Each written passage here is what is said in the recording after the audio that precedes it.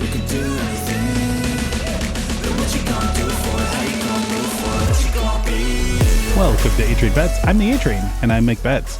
And today we want to talk about betting tennis. So it's currently summertime, and tennis is something that you can bet on almost any day of the week. And there's tournaments all over the place, and you have the big majors and all of that. But tennis is definitely an area where there are opportunities to make good plays. And so we're going to pull in, and I'm going to use OddsJam's sportsbook screen for this. And so I like using this, not because you need this just to understand tennis betting, but it's a great place where we can look at, and all these different sports and stuff are available. But I want to go over here, and this, we have tennis selected. What this is where we can see the different kinds of bets that are available in tennis. And so money line bets are going to be picking a winner, right? And so picking a winner over whatever time period. So in the main money line is the winner of the match between two players, or in doubles, the teams. But the money line is the winner of the match, and then you have a bunch of other different potential bets. Now, obviously, the money line of the match is going to be the most common. Second would be to win the first set, and then potentially to win the second set, etc. But then you can even go into individual game winners and all that. That's all pretty... it gets pretty detailed, and most people that are betting tennis probably are not going to be betting, first set game 3 winner, very frequently. Spread markets, that's when you have a game spread. So it's the total of games is just like a point spread anywhere else, but it's the total of games. And so in tennis, a lot of times the server has the advantage. So even when you have a heavy favorite, the game spread could be something where it could be a minus, 2.5 games on the match, or 4.5 games on the match. And that would allow you to kind of equalize the, it would allow you to equalize the two competitors that are not super same. Like, it may be pretty clear that one has a heavy favorite to win the match, but the game spread could make it a lot more interesting from a betting perspective. And so you have that. Total markets, again, the total games or the total sets, you'll see a lot of 2.5 sets under. If it's a 3-game match, if it's a 5-game match, you might see a 3.5 as the total sets. You'll see total games, and that could be 18, 22, something like that. You'll see pretty frequently. Set handicap is not as common, but is, again, like the line for the games, but it is for sets. And so, again, all of these follow a very similar pattern that you're going to see in all different sports, but they all tweak it just a little bit, and tennis is no different. Team total, again, that's when you're looking at a collection of players or matches that are existing in a tournament or something like that, between like two colleges or something like that could be the case. I haven't seen team total too often in terms of actual wagers that I would play, but again, you have futures and other markets. So things that are more exotic don't really have a ton of liquidity to them, or by liquidity, I mean a lot of people betting them. First set correct score, pretty exotic things. Both players to win a set, that could be fun from a casual perspective. Futures market, obviously heavy focus on the majors, so you can choose who you think is going to be the winner or what have you. But let's get into let's look at the basic money line, right? And so in this case, what you see is a bunch of red and green. You can kind of ignore that. That just means that the numbers are changing right now, mostly because some of these are live. And so that's what's happening in some of that, or they're getting very close to starting. And so that's part of it as well. So you have, what this is just basically the odds of them winning, just like we've talked about in basics of money line bets in other of our basics of sports betting series. Okay, so let's just look at one match in particular, and the numbers keep changing. Hopefully it isn't too bad.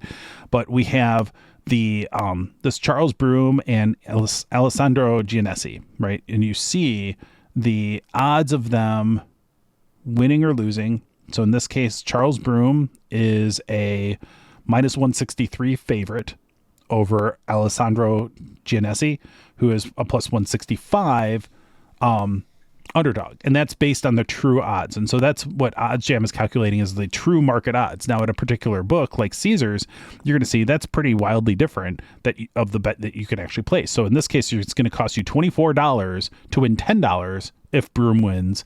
Whereas if you bet $10, you can win $18 on Giannessi. So if you want to bet Giannessi, you're going to Caesars, right? Because you're going to win more than if you were to bet them at DraftKings, which is now down to $135, which would be, if you bet that $10, you'd only win $13.50 at DraftKings, but you'd win $18 at Caesars. So big difference, right? So similarly, though, if you wanted to go bet Broom, you'd probably want to go to DraftKings to bet it. You'd cost you $18.50 to win $10 versus the $24 it would cost you at Caesars. And that really, I mean, that's looking at lines, looking at the prices, that's really important because those matter. That really impacts your expected return when you're making betting plays. And so it does, even if you're a casual bettor, it makes sense to have multiple different accounts at multiple different books and then having a pricing screen like this that can say, well, if I really want to play something, even just for fun, might as well go get the best price. So that's what you would want to do. And certainly I have been one to make a bet on a game I'm going to go watch. Sure. If I'm going to a game or I know I'm going to be sitting down to watch a particular game, yeah, I wouldn't mind having a little bit of action on that game. I don't do it very much anymore because I'm so focused on the sharp sports betting and the profitability side, but I totally understand why it's worth it to, risk 10 or $20 to go and enjoy a game that much more. There's nothing wrong with that. But if you're going to do that, go and look for the best price. And so this is where you're going to see that, and you're going to have a lot of different options based on what's available. Let's look at, and let me pull this off so you can see how I'm just navigating the screen. This is the sport, but let's go over here and let's just look at a total sets market. That's a pretty common one that you're going to see. And typically you are going to see it at 2.5, and you'll see it higher for 5 game matches, but for the most part, 2.5 is kind of your standard. Keep in mind the odds jam is just giving us numbers that are what the true market numbers would be. So what is our market line if there was no house taking an advantage? And we can look down here, and Pinnacle's a pretty sharp book, so they offer pretty good lines in general.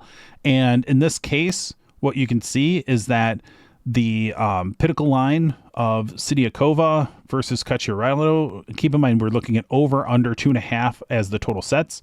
So the over 2.5, they're saying that's a little bit less likely versus the under 2.5 is a little bit more likely.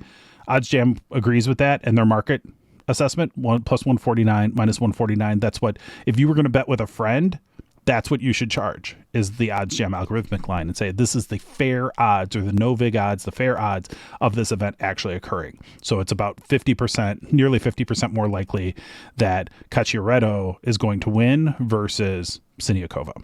So that's what it implies on that. So for tennis betting, I mean, this is a semi-unique thing because the sets are a little bit different than just the total games. And so in most cases, you only have one set of scores. But in this case, we're using two different sets of scores or numbers. You've got sets or you have games. And in this case, you can see a much greater variety of what those available numbers are. So in this case, you see 21.5 or 30.5 or what have you. And so these can get a little bit more complicated, but it's just important to know that those are the kinds of bets that you can make as well. So I think the most important thing is to understand these are the kinds of bets that you are going to encounter if you're looking at a tennis match and you're out at a sports book and saying, okay, what do I want here? Start with the simplest stuff. This is good advice in sports betting, just like it's good advice in a craps table.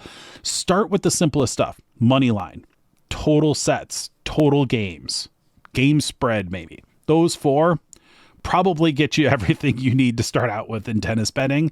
And, just like a pass line bet on a craps table, start there, maybe then add some odds, maybe then add, placing a 6 or 8 or whatever. But again, craps is inherently a negative EV game. Sports betting doesn't always have to be. So that's where first you got to start somewhere, though. Understand this is what tennis is. If you understand tennis, this is how you bet on tennis.